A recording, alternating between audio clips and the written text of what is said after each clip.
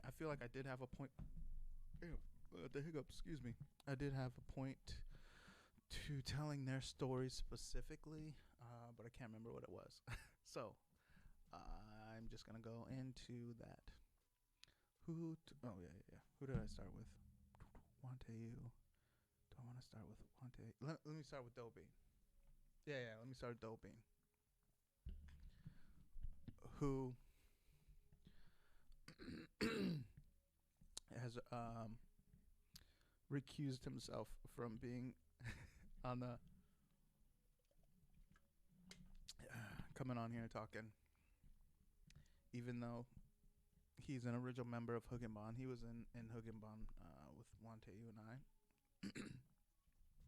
and he's part of the reason that I started the whole idea, the Hoogkin salon idea. So I mean, whatever, DouBin. I'll just tell your stories. So in one of my stories before, I was talking about with me and Robo when we first became soulmates at the Nobson, in the almost fight, the one that didn't turn out to be a fight, but it was close. And then he showed up and saved my ass. And oh yeah, so when I was telling that story, I was saying how I was telling the dudes, I was like, yeah, we got to go across the street. It's like if we can't fight here, they're gonna call the cops. The way I knew that is because that happened to DouBin. We're at the Nobson. We're up there drinking. So I got Friday and Saturdays. Yeah, Fridays and Saturdays they would serve drinks. I think they did $5 pitchers, and then at one point they were doing liquor too, but they might have stopped doing it. But and either way they had $5 pitchers, and the way we had it set up, because I talked about this before too, the Marine Corps drinking team, we would start at the barracks. We'd be drinking in the common area, like the area where there's like a old ass fucking big TV in there and a bunch of like shitty couches that we'd gotten out of the garbage when the Air Force threw them away. And so we go in there, we drink fucking uh Kobe Cokes, Hoogkin Cokes. So I take just a Coca-Cola bottle and fill it almost all the way up. I can't remember which line, but there's a line on the bottom, basically like 3/4 basically with Jack Daniels, and then pour a little Coke in the top of it, and then so we could walk around in the barracks, and it looked like, because I'm pretty sure, yeah, we weren't allowed to have liquor in the barracks. You could have, if you were over 21, so you were allowed to have 6 beers, a 6-pack of beer per person that was 21 years old in that room. Just fucking whack. But so we couldn't have liquor, so we do that. We make Hoogkin Cokes, and or me and Robo would. So that's what we would. That was part of our pregame. It was basically drinking what are those, 12 ounces, 12 liter? I don't know. Basically the small Coke. What is this? Let's see, 16.9 ounces. So they're probably like 12 ounces. But either way, so we drinking in the common area at the barracks. Then we go up to the PX patio. PX is just the little store, like a fuck, what are those? Like just like a little store where you can go and get alcohol. You can buy fucking like PT clothes, I think uniform items, just shit like that. And then there was some there was like a Subway and some fucking little like fast food shit in there. But we go to the patio, so go from the barracks up to the PX patio. We drink at the PX patio, gather more people. Then we go to the Nobson. We drink $5 pitchers at the Nobson, gather more people, and then at this point is where we would start. Because the whole point, like I said before about the drinking team, the number one rule is like everyone, you have to get home. You have to make it home. It's up to you to get home. Like you can't. You're accountable for yourself. So we would and we call it like at some point during the night, because we all started out hanging out or start together, and then at some point we call it when the grenade goes off, poof, and everyone just scatters. At that point, if to stay on the team, you have to get home by yourself. But we all knew that at some point we're all hanging out because we're all either, I mean, the number one goal, we're all trying to go out and get laid, and like I've told this before too. Like my goal is to go hook up, get in a fight, and or get a Croce's pizza. If I did any combo of those three things, it was a good night. And so we get up to the Nobson, we're drinking there, and oh yeah, and then so after that, then we go downtown. So usually we get there. Once we got there, we'd meet other people there, try to like snag Air Force chicks usually. And if we weren't successful, then go downtown, and then we had our like series of bars and clubs that we go to downtown. And so at the Nobson, so this time that I'm thinking, the time, the first altercation that we have there. So like DouBin is there. Fuck, I can't remember who else. I'm pretty sure this is before. This is before Robo had gotten there. So it was just like it was me. All the other guys that were in the regular, just a regular drinking team. But DouBin was underage at the time. He wasn't. I think he was like 20. He's either 19 or 20, but he wasn't 21. Is the point. So we're there, and then I think you would get wristbands. Oh yeah, when you bought your pitchers of beer, then you would get a wristband, and if people were drinking with you, they had to come up and show their ID, and then they would get a wristband too. So we somehow, I think we like took someone, like had when someone that left, they like got their wristband off and gave it to him. So we're in there, he's standing at the table, we're drinking, and we're talking to these two soldiers, and I can't remember what the whole altercation started with, but I mean, for sure we were talking shit to them. that's another thing I'm noticing, all these stories. But we were just fucking aggressive everywhere we went. That's what we were trained to do, and we were all fucking boot as fuck. So we're like fresh out of boot camp and still like super moto. And it's like ooh rah everywhere we're going and shit.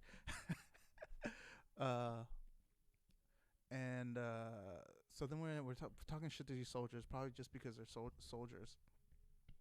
And one of them, so there's two of them, and one of them is like stand up, like the conversation is the volume is getting elevated, and then like one of the guys.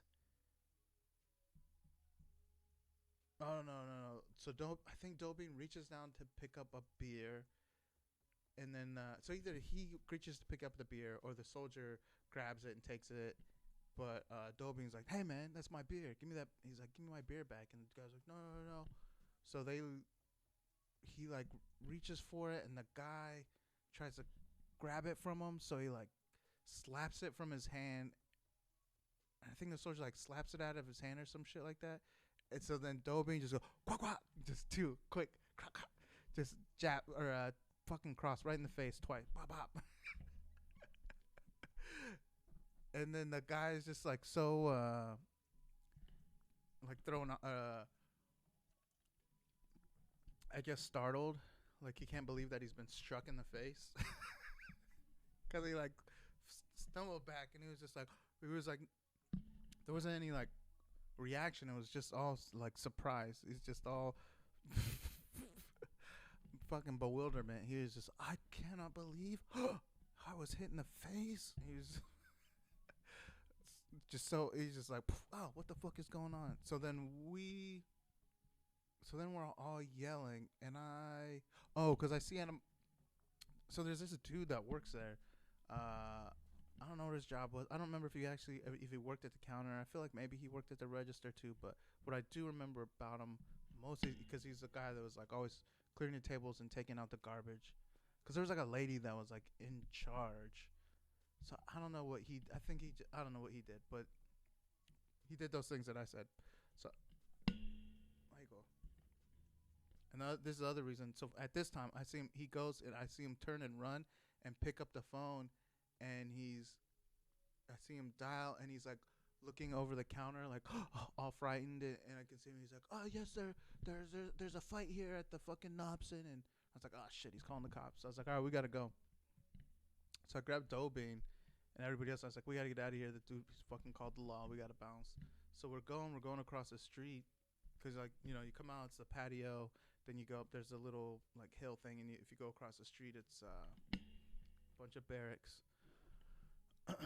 So we go and we're leaving. We're all fucking. We're fucking screaming, yelling, calling bitches and shit. Saying what? Who knows? And we're going across. I was going across the street. I'm still yelling. I'm all hyped up. I'm excited because don't fucking just got this dude. It was fucking. And then so we're going across the street, and I'm yelling, and I'm fucking talking.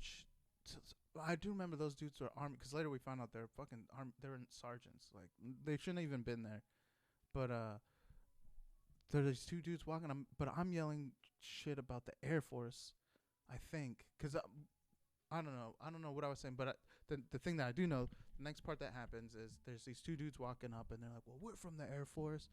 And I remember looking at them, and I was like, "Wow, these are like adult-sized airmen." Like I was like, "These are the first airmen that I've seen that they look like fucking grown-up men." And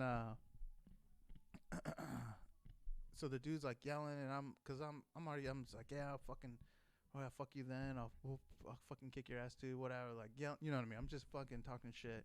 But I remember thinking, I was like, this dude, he's like he's a big dude. I was like, this dude's not in the Air Force. He's like, this is a man-sized man. But I remember I was like, all right, well, like, fuck. I was like, this will be an actual fight. Because I was like, this dude is not he's not little at all. And we're across the street, and we're yelling, and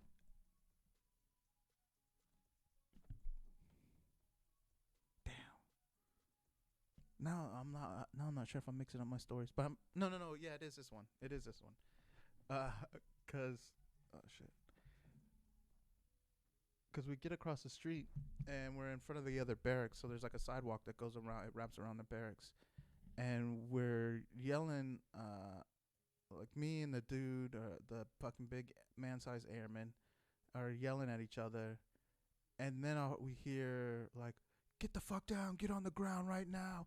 And we like the from behind us, coming from the Nobson, there's a fucking like security guard, a cop. They're gate guards, because it's an army post, but they have civilian contractor security for the gate. So there's just this fucking like fat security guard with his gun out, pointing his gun at us. There's like the two airmen, and then like 3 or 4 of us Marines that were there. So everyone like drops to the ground. Everyone starts getting on the ground, and I'm pissed because this dude's fucking pointing a gun at us. And like thinking back on it, I was like, yeah, stupid. And in any other situation with police, if I'm driving, I think you said this before when I was telling the story, if I'm driving and I see police, I'll turn the music down. Like I'm like, like even I'm not doing anything wrong, but I'm just like, oh shit, all right, better behave. Don't want to like draw any attention. But so for sure, like regular real life, that's how I am. I don't talk back to police. You know what I mean? I'm pretty well behaved. I'm self-aware and conscious about it. But in this situation, it's a fucking. He's a security guard. All he does is he's at the gate, and he looks at people's IDs when they drive on base. He's not like, he doesn't do. He's a security guard with a gun. He's a mall cop with a fucking gun. That's it. And he's pointing a gun at us. And I'm like, hey, so what are you, sir? What are you doing? None of us. We're not. There's nothing happening here that needs a gun. And he's like, I heard yelling. They said there was a report of an assault, and there's y'all are over here yelling. It's like must be fighting. It's like none of us are fighting. I was like, so we're all talking loudly to each other. That's it. I was like, did you see us hitting each other? Or anyone fighting? He's like, no. But there was a report. There, I'm after a suspect that assaulted someone over here, and he's like, and everyone's like, get down, Kojin, get Hoogkin, get on the ground, get down. But I'm fucking pissed at this guy because I'm like, we're on a fucking military base, and it's not even really a base. It's a training command. So we're all fucking like brand new people in the military, students. It's a fucking campus. It's basically a college campus. This guy feels like he needs to point his gun, like he's telling us that, hey, I might have to kill you. You know what I mean? Like, what the fuck? This is like the least situation where that is needed. It's yeah. It just fucking blew my mind. And it was fucking. I was so irritated and offended by this fucking dude, this fat fucking security guard, who he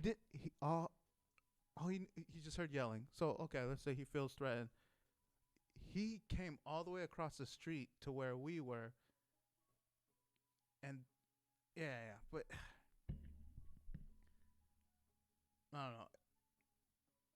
Yeah, probably wrong reaction on my half, but anyway, this fucking guy. And I think part of it too is like, we're all active duty there. It's like, yeah, it's weird. But anyways, so eventually, yeah. So I'm getting down. I get down on the ground, and the guy's like, hey, everyone stay here. Nobody move.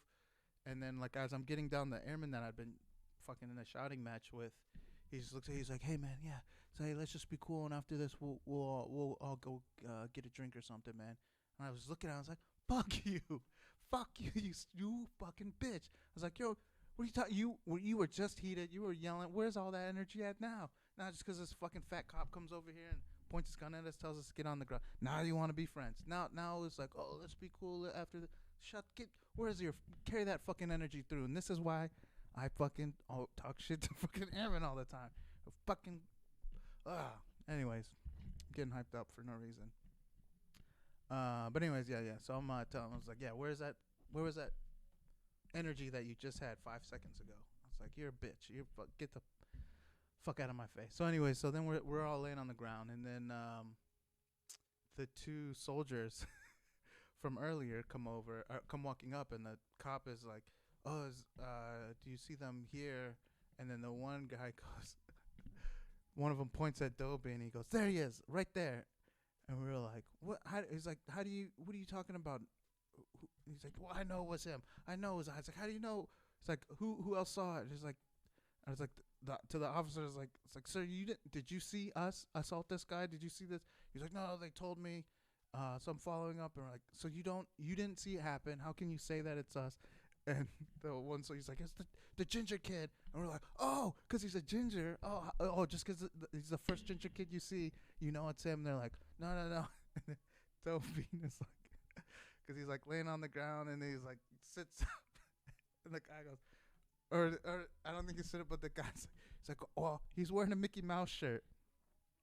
So then the cop's like, he's like, sit up, son. And like DouBin sits up, and I look, he's fucking wearing a fucking Mickey Mouse shirt, and I was like, son of a bitch, what the fuck? So he's fucking busted because of Mickey Mouse. And so he ends up getting arrested. But this is how cool this is how the Marine Corps was at even then, which is not that long. Let's see, this would have been like 2007, either 2000. No, 2008. It would have been like early 2008. So when so my buddy he gets arrested. They had to take him back to the barracks. And then I mean it's not even arrested. I guess it's detained because they're just fucking security guards for on base. They're not real police. And then they so then they take him back, and he gets NJP. Does he get NJP? Yeah. So he does. So it's in the military. It's when you get NJP'd or Article 15. what they call it in the army, and so it's the Uniform Code of the UCMJ, Uniform Code of Military Justice. So it's just all the shit that the military law, which isn't real law, but it's fucking crazy. But so NJP is like it's just saying that you got a non-judicial punishment. So it's a punishment that comes down from your command and it goes in your record. So usually, for stuff people you get like something common is like you get it's like depending on what you did, you get like a certain amount of days of restriction, certain amount of days. You can get restriction where you're confined to the barracks. Like you have to stay in uniform. They have a restriction room. You go and you report to the duty. So it's the person that. So there's always somebody on duty that's like patrolling. Like they're there to like handle security stuff or like barracks like you rotate through people being on duty. But anyways, I'm getting that's not the point. Oh, so yeah. When you're on restriction, then so you have to go check in with the duty. Like every hour, like there's a schedule of you have to go do check-ins to make sure that you're there, and then you're not allowed to go anywhere by yourself. If you go to the chow hall, they have to escort you to the chow hall and back. So you basically stay in your room. So you're basically grounded, and then and then you also you can lose your pay.